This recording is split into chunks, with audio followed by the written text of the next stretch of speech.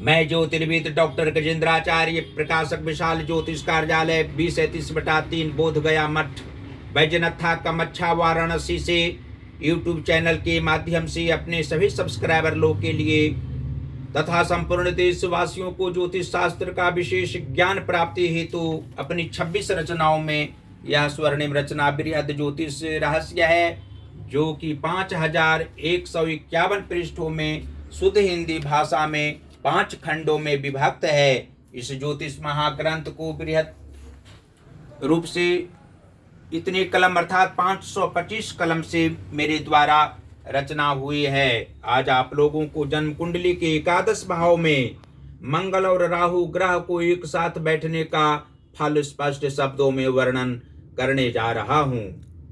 जन्म कुंडली के एकादश भाव में मंगल और राहु के मेल से जातक परिश्रमी होकर भी अत्यधिक लाभ कमाने वाले नहीं होते हैं। यहाँ तो कोई पापक ग्रह भी जातक को दुख तकलीफ नहीं देते हैं। मंगल भले ही पापक ग्रहों के स्वामी हैं, लेकिन 11वें भाव में बैठे रहने पर सुखमय जीवन व्यतीत होने में जातक को पूर्ण सहायक सिद्ध होते हैं। दाम्पत्य सुख, पुत्र से वृद्धावस्था में हर प्रकार से लाभ, पत्नी से मधुर संबंध बनाए रखने का कार्य विशेष रूप से मंगल करते हैं। संबंध बनाए रखने का कार्य विशेष रूप से मंगल करते हैं। धर्माचरण के प्रवृत्ति प्रदान करते हैं। राहु तो इस स्थिति में अमंगल कर ही नहीं सकता और अधर्म भी नहीं करने देता है। लाभ भाव में स्थित कोई भी ग्रहों का प्रभाव शुभप्रद व लाभप्रद जातक के ऊपर होता है, परंतु संघर्षशील व परिश्रमी होने पर भी मुख्य रूप से मंगल एवं राहु के कारण अत्यधिक लाभ न होकर अलग से अपयश भी प्राप्त जीवन के मध्यकाल में होना स्पष्ट है। सीधे स्वभाव की जातक का होने से सामान्य आदमी भी लाभ की धन को हड़पने की आदत उसमें रहा करती है। जातक तब भी कुछ कह नहीं पाते हैं। परिश्रम का फल इन्हें सत्यता में कभी नहीं मिल पाता है। जन कल्याण के कार्य अंतावस्था में करने का सौभाग्य इन्हें प्राप्त होता है। पारिवारिक रूप से सुखी सदैव रहा करते हैं। असमय पर शत्रु भी उत्पन्न हो सकता है। मृत्यु के समय ज्यादा दुख तकलीफ की सामना नहीं करनी पड़ती है। हनुमान जी की आराधना इस जातक को अवश्य करनी चाहिए। और यह भी स्पष्ट शब्दों में आप लोग जान सकते हैं कि जन्म कुंडली के पंचम भाव के स्वामी बुध ग्रह हूं तथा दसम भाव के स्वामी मंगल ग्रह हूं, तो एकादश भाव स्थित मंगल और राहु के प्रभाव से जातक को पत्नी व पुत्र का सुख अवश्य प्राप्त होता है। पुत्र की व्यवहार से अत्यंत प्रसन्न रहा करते हैं।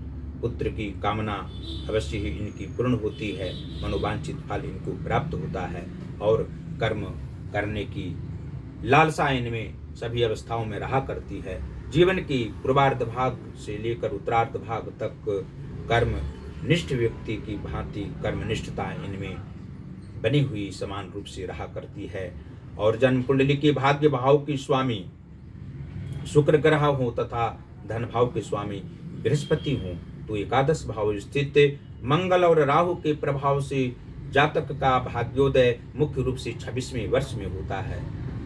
27वें वर्ष के उपरांत सुखमय जीवन अनेकों प्रकार से रहा करता है। जीवन के पूर्वार्ध भाग से ज्यादा उत्तरार्ध भाग इनका सुखमय रहा करता है। 88 वर्ष इनकी आयु होती है।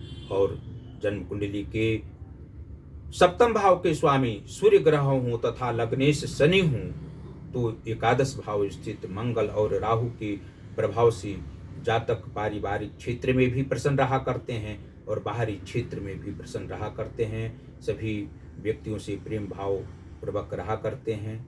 क्रोध करने की ज़्यादा आदत इनको नहीं रहा करती है।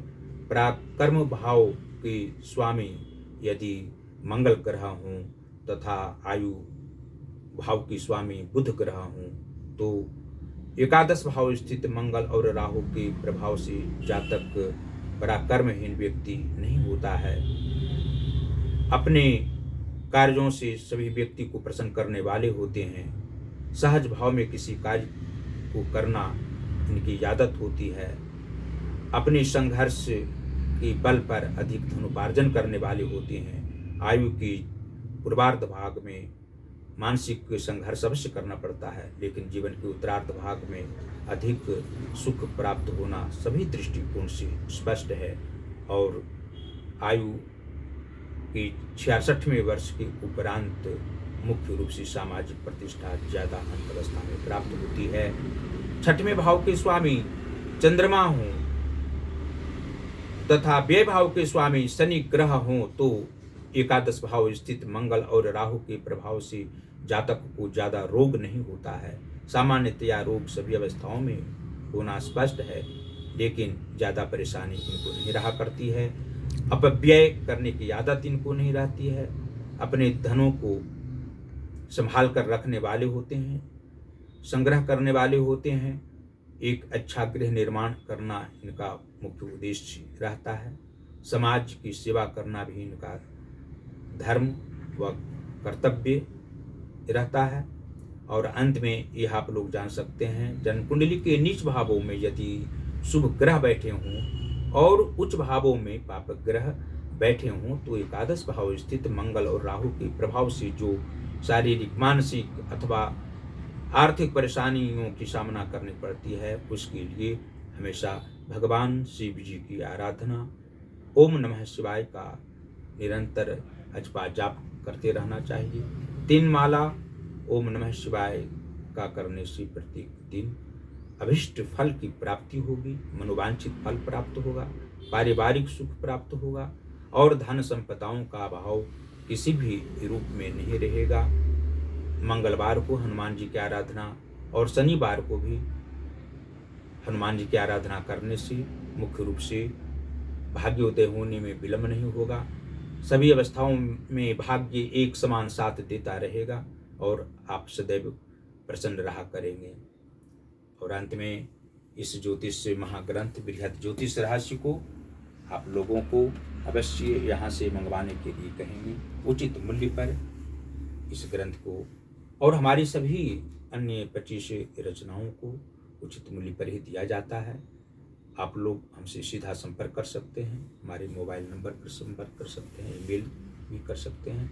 आप लोग सदैव प्रसन्न रहें, इसलिए देवादिदेव महादेव श्री काशी विश्वनाथ जी एवं माता अन्नपूर्णा जी से अवश्य ही नित्य प्रार्थना हम करते रहते हैं। आप लोग हमारी सभी रचनाओं का अध्ययन प्रेम पूर्वक करते रहें, आप लोग स्वस्थ रहें, प्रसन्न रहें और हमारी सभी वीडियो को लाइक शेयर करते रहें। यूट्यूब पर जो ज्योतिष महाज्ञान हमारा चैनल है उसको अवश्य सब्सक्राइब करें और अनेकों जन को सब्सक्राइब करने की प्रेरणा प्रदान करते रहें। हमारी विद्या को आप लोग अवश्य ही प्रेम पूर्वक लाभ उठा सकते हैं। निःशुल्क कार्य हम करते हैं। आप लोग सदैव विद्या, ज्योतिष विद्या को ग्रहण करते रहें, जिससे संपूर्ण देश में जनमानस से प्रसन्न रहें, स्वस्थ रहें और आप लोग निरंतर जनमानस की सेवा करते रहें। इसी शुभकामनाओं के साथ